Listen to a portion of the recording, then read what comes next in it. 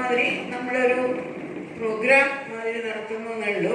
അല്ലാതെ ഇതൊരു ഒഫീഷ്യൽ സപ്താഹം എന്ന് പറയാൻ സാധിക്കില്ല. പിന്നെ സപ്താഹമാണല്ലോ, 7 ദിവസം കൊണ്ടാണ് കഴിക്കുന്നത്, അതുകൊണ്ട് ഇതൊരു സപ്താഹമാണ്. അപ്പോൾ ഇതൊരു സത്സംഗമാണ്.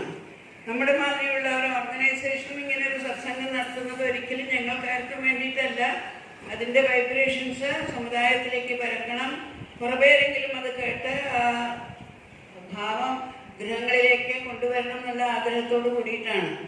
അപ്പോൾ അങ്ങനെ ഭാരതത്തിൻ്റെ മഹിമ നമ്മുടെ വക ഒരിഞ്ചക്ക് ഒരിഞ്ച് കൂട്ടാൻ, അത് 1 സെൻറ്റിമീറ്ററിലേക്ക് 1 സെൻറ്റിമീറ്റർ കൂട്ടാൻ നമ്മുടെ എല്ലാവരുടെയും ഈ സത്സംഗത്തിൽ കൂടി കഴിഞ്ഞാൽ അത് തന്നെ നമുക്ക് വലിയ ഒരു അനുഗ്രഹമായിരിക്കും. നമുക്ക് എല്ലാവർക്കും അറിയാം, ഭാരതം അതിൻ്റെ ചങ്ങലകളെയൊക്കെ പൊട്ടിച്ച് ഉയർന്നുകൊണ്ട് വന്നുകൊണ്ടിരിക്കുകയാണ്. ആ സമയത്ത് ആ ഉയർച്ചയിൽ നമ്മുടെ ഒരു കോൺട്രിബ്യൂഷനായിട്ടാണ് ഈ ഒരു സത്സംഗം. അത് എത്ര പറഞ്ഞാലും സമുദായത്തിലുള്ളവർക്കൊന്നും മനസ്സിലാകുന്നില്ല. സത്സംഗം എന്ന് പറഞ്ഞത് തന്നെ ദുസ്സംഗത്തിൽ നിന്ന് അത്രയും നേരം നമ്മൾ വിട്ടു നിൽക്കുമല്ലോ, അതാണ് സത്സംഗത്തിൻ്റെ ഏറ്റവും പ്രധാനം. അല്ലാന്നുണ്ടെങ്കിൽ മൊബൈൽ വെച്ചുകൊണ്ടിരിക്കും, റേഡിയോ കേട്ടുകൊണ്ടിരിക്കും, TV കണ്ടുകൊണ്ടിരിക്കും, പരദൂഷണം ചെയ്തുകൊണ്ടിരിക്കും. അതൊക്കെയാണ് നമ്മുടെ സാധാരണ 24 മണിക്കൂറിലത്തെ ആക്ടിവിറ്റീസ്.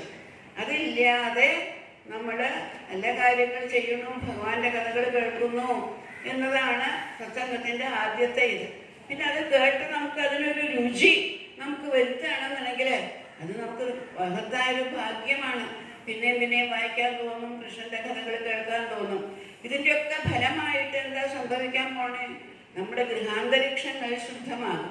ഇന്ന് നമ്മുടെ ഗൃഹാന്തരീക്ഷങ്ങളെല്ലാം വളരെയധികം അശുദ്ധമായിക്കൊണ്ടിരിക്കുകയാണ്. നമ്മുടെ മക്കളെ ആർക്കും പിടിച്ചാൽ പിടികിട്ടുന്നില്ല. ആ മക്കളെല്ലാം എന്താ പറയണ്ടേ, പതംഗങ്ങൾ മാതിരി, കൈറ്റ്സ് മാതിരി പറന്നു പോയിക്കൊണ്ടിരിക്കുകയാണ്. എവിടേക്കാ കൈവിട്ട് പോവാന്നുള്ളത് അറിയില്ല. അങ്ങനെയുള്ളൊരു സ്ഥിതിയിലേക്ക് ഭാരതത്തിലെ യുവസമൂഹം, കേരളം മുഴുവനും ഒരു വൃദ്ധാലയമായിട്ട് മാറിക്കൊണ്ടിരിക്കുന്ന ഈ സന്ദർഭത്തിൽ വൃദ്ധന്മാരായ നമ്മളെങ്കിലും ആ ചരട് പിടിച്ചു വലിക്കാനായിട്ട് ശ്രമിക്കാൻ ഇങ്ങനെ കുറെ നല്ല കാര്യങ്ങൾ ചെയ്തുകൊണ്ടിരിക്കുക. അപ്പൊ അതുകൊണ്ട് യുവജനങ്ങൾക്ക് എന്താ സംഭവിക്കുക നമുക്കറിയാൻ വയ്യ. ഭഗവാൻ എന്താ നിശ്ചയിക്കുന്നേ അറിയില്ല. പക്ഷേ നമ്മുടെ ഗൃഹാന്തരീക്ഷത്തെ നമുക്ക് തീർച്ചയായും കുറച്ചെങ്കിലും ഒന്ന് ഭേദപ്പെടുത്താനായിട്ട് സാധിക്കും. അങ്ങനെ ഇത്തവണത്തെ സപ്താഹത്തിനെ പറ്റിയിട്ടും ഒരുപാട് ഇതിലൊക്കെ ഇട്ടു. കുറച്ച് പേര് അതിന് റെസ്പോണ്ട് ചെയ്തു. ഞങ്ങളുടെ ഗ്രൂപ്പ് അതൊരു നല്ല ഗ്രൂപ്പായിട്ട് ഫോം ചെയ്യുന്നുണ്ട്, നല്ല സത്സംഗ ഗ്രൂപ്പായിട്ട്. അപ്പോൾ അങ്ങനെ കുറച്ച് പേരെങ്കിലും വന്നു. അന്നവർക്കെല്ലാം എൻ്റെ നന്ദി. പിന്നെ ഇങ്ങനെ ഒരെണ്ണം ഇവിടെ ഉണ്ടെന്ന് കേട്ടപ്പോൾ നമ്മുടെ ആചാര്യ ഹരിപ്രിയ ഓപ്പിളക്ക് എന്നാ ഞാനും അതിൽ പങ്കുകൊള്ളണം എന്ന് ഭഗവാൻ തോന്നിപ്പിച്ചു. അതുകൊണ്ട് ഭഗവാന്റെ അനുജ്ഞപ്രകാരം ഇവിടെ വന്ന് 7 ദിവസം നമ്മുടെ കൂടെ ഇരുന്ന് എങ്ങനെയാണ് ശരിക്കും ഭാഗവതം വായിക്കേണ്ടതും അതിൻ്റെ കഥ എന്താണെന്നൊക്കെ ഏകദേശമൊക്കെ നമുക്ക് പറഞ്ഞു തന്നു. ആർക്കൊക്കെ ഉൾക്കൊള്ളാൻ സാധിച്ചിട്ടുണ്ടാവും അവരൊക്കെ ധന്യരാണ്, കൃതാർത്ഥരാണ്. നമ്മുടെ എല്ലാവരുടെയും കേട്ടതിൻ്റെ ഫലമായിട്ട് എപ്പോഴും ആചാര്യന് എന്തെങ്കിലും ദക്ഷിണ കൊടുത്താലേ അത് മുഴുവനാകുകയുള്ളൂ. അതുകൊണ്ട് നിങ്ങളുടെ എല്ലാവരുടെയും പേരിൽ ആദ്യമായിട്ട് ഞാൻ ദക്ഷിണ സമർപ്പിക്കും. ദക്ഷിണ സമർപ്പിച്ചു കഴിഞ്ഞാൽ ആചാര്യൻ നമുക്ക് എല്ലാവർക്കും ഓരോ യജ്ഞപ്രസാദം തരും. അപ്പം ഇത്തവണത്തെ യജ്ഞപ്രസാദം നല്ല കട്ടിയുള്ള യജ്ഞപ്രസാദം. നമ്മുടെ കുടുംബങ്ങളെ എങ്ങനെ അമൃത കുടുംബങ്ങളാക്കി മാറ്റണം എന്നുള്ള മെഡിറ്റേഷനിൽ കൂടി ദീദി എന്നെ ഭഗവത്ഗീതയിൽ നിന്ന് നുള്ളിപ്പെറുക്കിയെടുത്ത ചിന്തകൾ ഞാനും പത്മവും കൂടി ഇരുന്ന് എഴുതി ഇതാക്കി പ്രിന്റ് ചെയ്ത് അതൊരു പുസ്തക രൂപത്തിൽ വന്നിട്ടുണ്ട്. പുസ്തകത്തിൻ്റെ വില 120 രൂപയാണ്. പക്ഷെ അതിനല്ല വില. ഇന്നത് കേട്ടവർക്ക് എല്ലാവർക്കും അതാണ് യജ്ഞപ്രസാദമായിട്ട് ലഭിക്കാൻ പോകുന്നത്.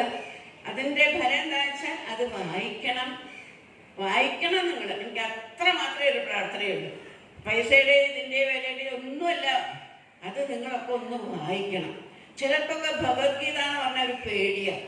ഭഗവത്ഗീതയോ ഞങ്ങളെ കൊണ്ട് വായിച്ചാൽ മനസ്സിലാവോ?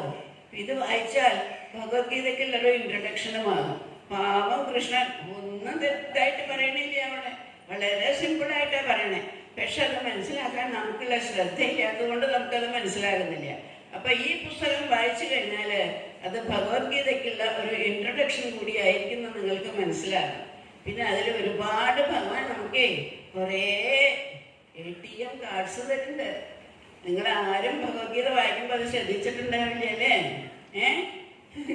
നമേ ഭക്ത പ്രണശ്യതി അനന്യശ്ചിന്തയന്തോ മാം യേജനാത് പര്യുപാസതി തേഷാം നിത്യാഭ്യുത്ഥാനാം യോഗക്ഷേമം വഹാമ്യഹം.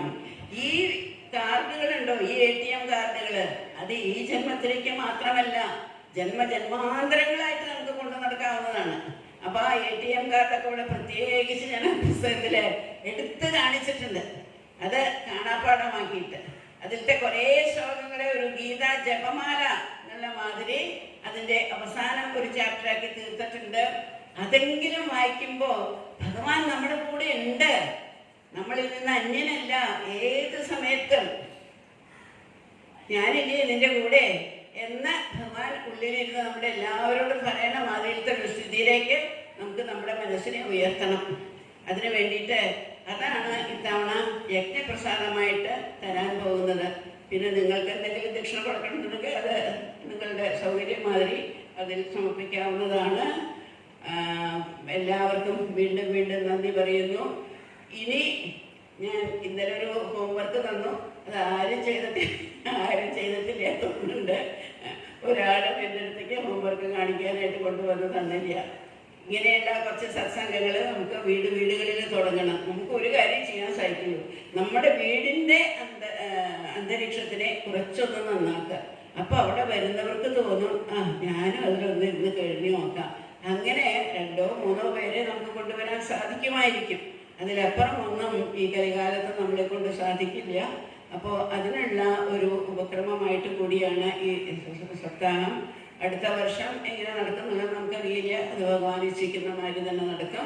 വീണ്ടും വീണ്ടും ഇവിടെ വന്ന് നിങ്ങളെല്ലാവരെയും, സജ്ജനങ്ങളെയും സുഹൃത്തുക്കളെയും ഭക്തന്മാരെയും എല്ലാം നമസ്കരിച്ചുകൊണ്ട് ഞാൻ ഓപ്പൾ എന്നാണ് ചേച്ചിയെ വിളിക്കുക. എല്ലാവരും നമ്മളെക്കാൾ താഴെ